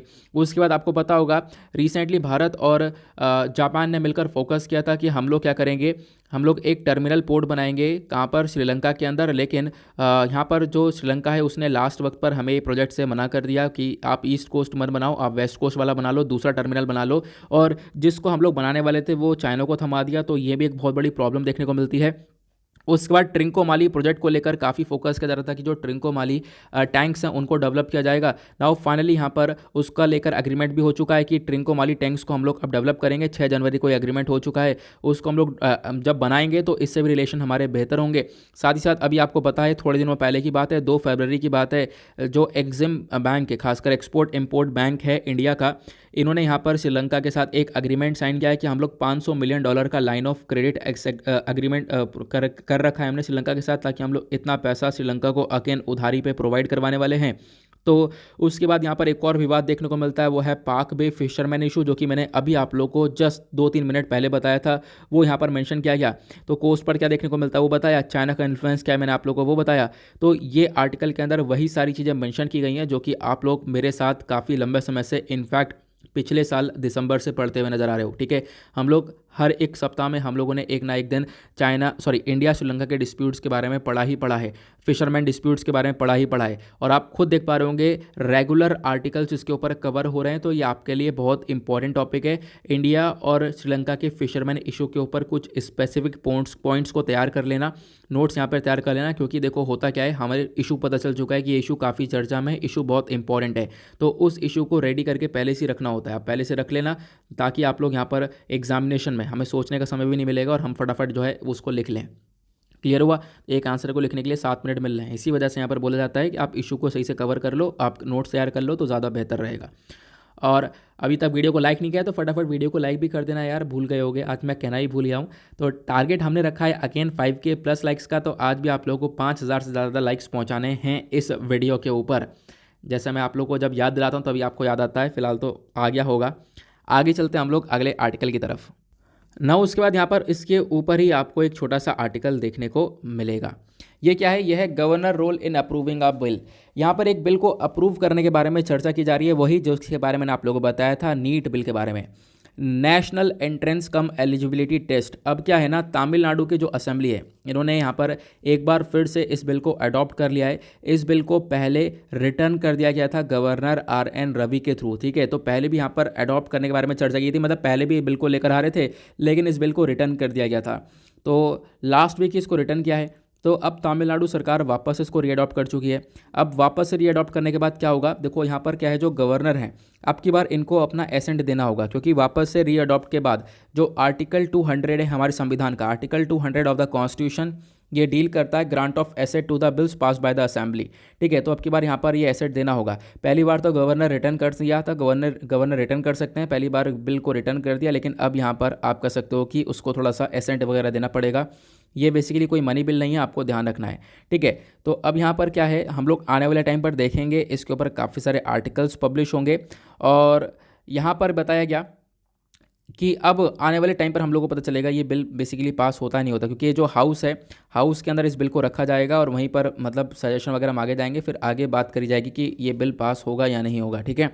फिर उसके बाद क्या है, आज के टाइम पर अगर हम लोग बात करें तो ये जो बिल है इसको पहले हम लोग सेंड करेंगे प्रेसिडेंट के पास, क्योंकि मैंने आपको बता रखा है पहले भी, ये जो बिल है प्रेसिडेंट के पास जाएगा, क्योंकि एट द लास्ट यहाँ पर हमें प्रेसिडेंट की मंजूरी चाहिए, प्रेसिडेंट का एसेंट चाहिए। जब तक प्रेसिडेंट का एसेंट नहीं मिलेगा तब तक इस बिल का कुछ नहीं हो सकता।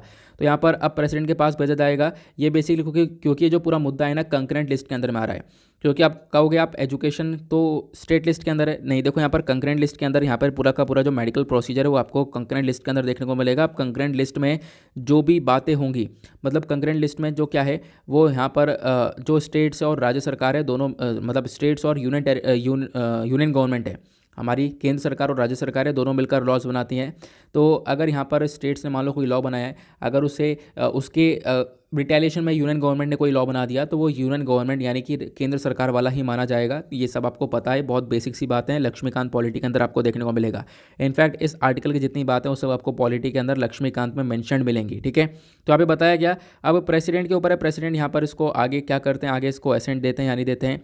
तो नीट बेसिकली देखो एक मैंडेटरी है, नीट बहुत ज़्यादा ज़रूरी है, क्योंकि ये कहाँ पे मेंशनड है, जो इंडियन मेडिकल काउंसिल एक्ट है, ठीक है, Indian medical council of India act है, इसका सेक्शन 10D के अंदर मेंशनड है। नीट एक मैंडेटरी पार्ट है, बहुत इंपॉर्टेंट पार्ट है, इसको इंट्रोड्यूस किया गया था 2016 के अंदर, और जो भी राज्य है वो सब यहाँ पर इसको एक तरीके से फॉलो करेंगे। और ये जो नीट एग्जामिनेशन है बेसिकली एक ऑल इंडिया लेवल का एग्जामिनेशन है, सारे राज्य यहाँ पर, सारे राज्यों के जो बच्चे हैं वो एक साथ यहाँ पर पेपर देते हैं, ये आप लोग को पता होगा।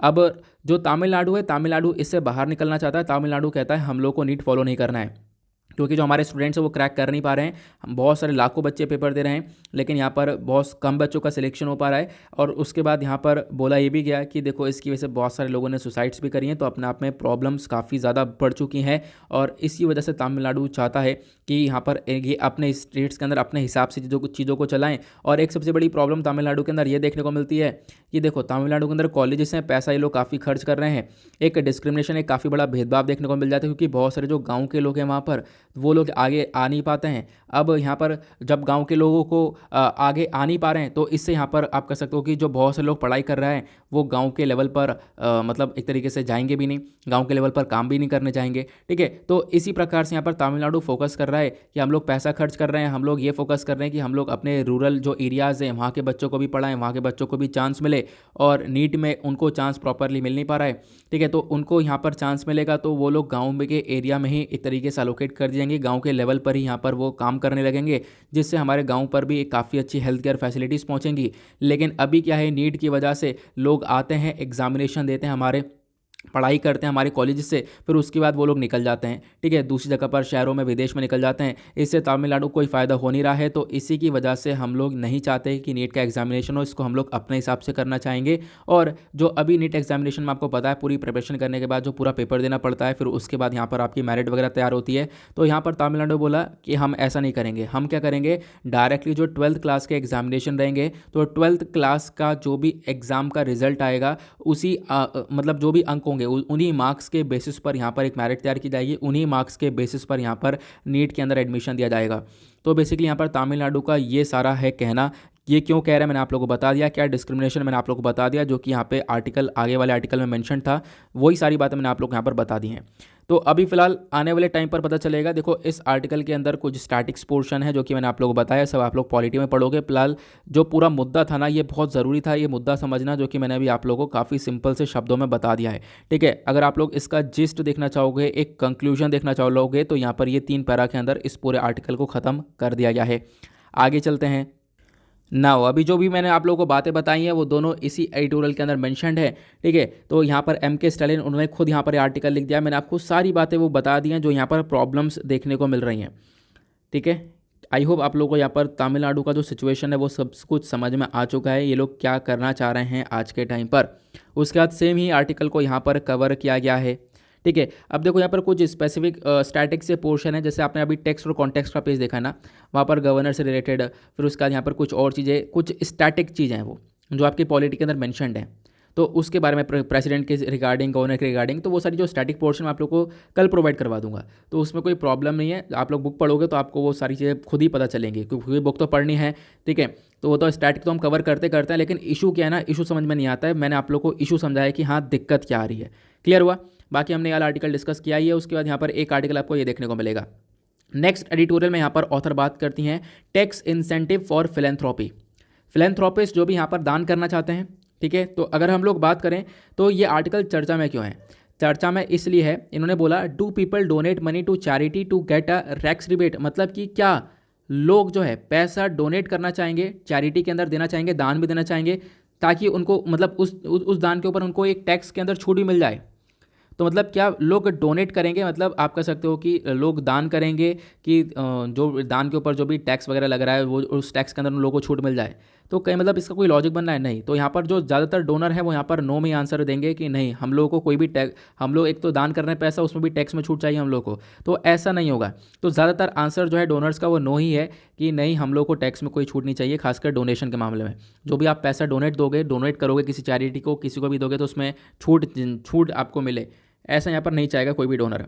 ठीक है, तो यहाँ पर बोला गया जो भी डोनर्स हैं, जो भी पैसा डोनेट कर रहे हैं, वो यहाँ पर बिलीव करते हैं कि हम लोग सपोर्ट कर रहे हैं, हम लोग यहाँ पर कुछ NGOs के क्वालिटी ऑफ वर्क के ऊपर काम कर रहे हैं, तो उसकी वजह से हम लोग यहाँ पर पैसा प्रोवाइड करवा रहे हैं। नाउ अब यहाँ पर इसी पैसे के ऊपर अगर टैक्स छूट की चाहिए, टैक्स रिबेट चाहिए, तो हम लोग इसकी जो इंसेंटिव्स हैं ये बेसिकली हम लोगों के लिए इतना ज़्यादा सही नहीं रहेगा। हम लोग यहाँ पर ये बोलते हैं कि जब पैसा हम लोग दान में दे रहे हैं, लोगों को सपोर्ट करने के लिए कर रहे हैं, उनके क्वालिटी ऑफ वर्क के लिए यहाँ पर प्रोवाइड करवा रहे हैं, तो उस पर टैक्स इंसेंटिव कैसा? तो हम लोगों को ये टैक्स इंसेंटिव नहीं चाहिए। ठीक है, तो यहाँ पर दूसरा क्वेश्चन उठता है कि बहुत सारी कंट्रीज आज के टाइम पर ये काम करती हैं। ठीक है, तो हम लोग को इसका स्पेसिफिक आंसर नहीं पता है। ठीक है, आंसर हम लोग को ये नहीं पता है कि जो टैक्स इंसेंटिव है इसका क्या इम्पैक्ट होगा, क्या यहाँ पर अगर टैक्स के अंदर छूट दी जाएगी, खासकर जो डोनेशन लोग यहाँ पर दान दे रहे हैं पैसा, उस पर अगर टैक्स के अंदर छूट मिलेगा तो उससे क्या फ़ायदा होगा, क्या इम्पैक्ट होगा? हमारे पास इसको लेकर कोई स्टडी नहीं है। बस यहीं पर आर्टिकल ख़त्म है, हमारे पास इसको लेकर कोई स्टडी नहीं है। तो हमें क्या करना है, इसके ऊपर स्टडी करना है, कि इसके ऊपर हमें पता लगाना है, स्टडी करना है कि इसका क्या इफ़ेक्ट हो सकता है। क्योंकि अभी क्या है ना, बहुत सारी कंट्रीज़ में काम हो रहा है, बहुत सारी कंट्रीज़ में जो चैरिटी, जो दान दी जा रही है, उसके ऊपर टैक्स के ऊपर छूट दी जाती है, बहुत कुछ मिलता है, लेकिन उसका क्या इम्पैक्ट पड़ रहा है उसको लेकर कोई भी रिपोर्ट एनालाइज नहीं की गई, कोई भी यहाँ पर चीज़ें पब्लिश नहीं की गई हैं। तो ये बेसिकली यहाँ पर कहना है कि इसको अब रिसर्च करने की ज़रूरत है, इस पर यहाँ पे कुछ रिपोर्ट्स पब्लिश करने की ज़रूरत है कि हाँ बिल्कुल, अगर आप लोग कोई दान दे रहे हो, उस पर अगर टैक्स में छूट मिलती है तो उससे क्या फ़ायदा हो सकता है। क्लियर हुआ? तो आई होप यहाँ पर आप लोग समझ गए होंगे। तो बताया गया काफ़ी सारी स्टडीज़ आई हैं, ब्राज़ील की, उसके बाद US, UK, यहाँ सभी जगह पर यहाँ पर स्टडीज़ आई हैं। लेकिन स्टडी आने के बाद भी यहाँ पे आप कह सकते हो, तब भी यानी UK और US की स्टडीज़ बेस्ट रही हैं, लेकिन उसके बाद भी यहाँ पर आप कह सकते हो चीज़ें हमारे पास सही से आगे आई नहीं है। ठीक है, तो यहाँ पर चीज़ें सही से देखने को अभी भी नहीं मिली है, कोई डीपली हमारे पास कोई भी स्टडी एग्जाम में नहीं की गई है। तो बोला ये गया कि भाई अब यहाँ पर हमें इसके लेकर एक प्रॉपर स्टडी की ज़रूरत है कि अगर आप लोग कोई दान देते हो, उस पर अगर टैक्स में छूट मिलता है तो उसका डेफिनेटली फ़ायदा क्या होगा, ये हम लोग को पता लगाना है। तो एट द लास्ट यहाँ पर ऑथर बोलती हैं एक सिस्टमेटिक स्टडी हम लोग को चाहिए, वो एक बहुत ज़्यादा ज़रूरत है, नीड ऑफ द आवर है। ताकि हम लोग पता लगा सकें इसका क्या यहाँ पर रिस्पॉन्स रहेगा। साथ ही साथ यहाँ पर जो आज के टाइम पर हाई इनकम आपको कंट्रीज़ देखने को मिलेंगी, यूएस हो गया, यूके हो गया, इन्होंने भी यहाँ पर स्टडीज़ करी, इन्होंने सजेस्ट किया है जो हाई इनकम डोनर्स होते हैं वो काफ़ी होते हैं सेंसिटिव होते हैं टैक्स इंसेंटिव के रिगार्डिंग, और जो है हम लोग को भी ज़रूरत है हम लोग इसके रिगार्डिंग स्टडी लेकर आएँ और पता लगाएं ये जो चैरिटी फोकस टैक्स इंसेंटिव दिया जा रहा है इसका क्या बेनिफिट हो सकता है, क्या ये नॉन प्रॉफिट सेक्टर में बेनिफिट करेगा, मतलब क्या प्रॉफिट हो सकता है, हम लोग को थोड़ा सा पता लगाने की ज़रूरत है, इसकी आवश्यकता है, ऐसा यहाँ पर ऑथर मेंशन करती हैं। तो आर्टिकल में यार कुछ भी नहीं है, देखो इस आर्टिकल को नहीं भी पढ़ोगे तो भी चलेगा। अब क्या मैंने एक छोटा सा ओवरव्यू एक आइडिया दे दिया आप लोगों को, तो इसके बारे में आप लोग ज़रूर ध्यान रख सकते हो, ठीक है। ज़्यादा ऐसा कुछ भी नहीं है, ज़्यादा परेशान होने की यहाँ पे आर्टिकल में ज़रूरत है नहीं। आपसे यहाँ पर कोई भी इसके रिगार्डिंग क्वेश्चन डेफिनेटली तो नहीं पूछा जाएगा, यहाँ पर इसके बारे में ध्यान रख सकते हो। अब नाउ हमने यहाँ पर स्टार्टिंग में एक क्वेश्चन लिया था, उसका आंसर भी हम लोग यहाँ पर देख लेते हैं आंसर क्या है। तो क्वेश्चन था where is the famous Virupaksha temple located, 2009 के प्रीलिम्स में पूछा गया था। तो इसका ऑप्शन दिया गया था भद्राचलम, ऑप्शन बी यहाँ पर Chidambaram, option C Hampi, option D Srikalahasti. इसका करेक्ट आंसर है आंसर सी, ठीक है। ये जो ओल्डेस्ट टेम्पल है आपको ये हम्पी के अंदर देखने को मिलेगा, तो सी करेक्ट आंसर है हम्पी। यहाँ पर ज़रूर इसके बारे में ध्यान रखना, तो कोई भी टेम्पल्स वगैरह आते हैं चर्चा में तो उसके बारे में भी ज़रूर पढ़ लिया करो, तो वो ज़्यादा यहाँ पर बेहतर रहेगा, ठीक है। तो उसके बाद यहाँ पर एक लास्ट आर्टिकल ये देखने को मिलेगा, इसको पढ़ भी सकते हो और नहीं भी पढ़ सकते हो, इसको छोड़ भी सकते हो, ठीक है। यहाँ पर खास बातें नहीं हैं, ठीक है। तो यहाँ पर इस आर्टिकल को स्किप करोगे तो ज़्यादा बेहतर रहेगा। यहाँ पर बेसिकली राइट और ड्यूटीज़ के बारे में चर्चा की जा रही है, काफ़ी बार आप लोग पढ़ते हो। एग्जैक्टली अगर हम लोग रिलेट करें इसको तो आप लोग फंडामेंटल राइट्स फंडामेंटल ड्यूटीज़ से रिलेट कर सकते हो, बट वहाँ पर इस आर्टिकल में उसके बारे में चर्चा नहीं की गई है, यहाँ पर कुछ और कहानी चल रही है। तो यहाँ पर आप लोग क्या कर सकते हो, जाकर आप लोग फंडामेंटल राइट्स और फंडामेंटल ड्यूटीज़ को जो कि आपके लक्ष्मीकांत कर मैंशनड है उसको रिवाइज कर सकते हो। तो जो आर्टिकल हमने डिस्कस किया कुछ यूनिक आर्टिकल्स थे, इंपॉर्टेंट थे। आई होप आप लोग को सभी आर्टिकल्स काफ़ी अच्छे से क्लियर हो चुके हैं, एक एक इन्फॉर्मेशन यहाँ पर आप लोग को मिल चुकी है। नाउ इसके साथ करते हैं हम लोग अपने लेक्चर को समाप्त। मिलते हैं आप लोगों से नेक्स्ट वीडियो में। आज के लिए bye bye, have a nice day, thank you and जय हिंद।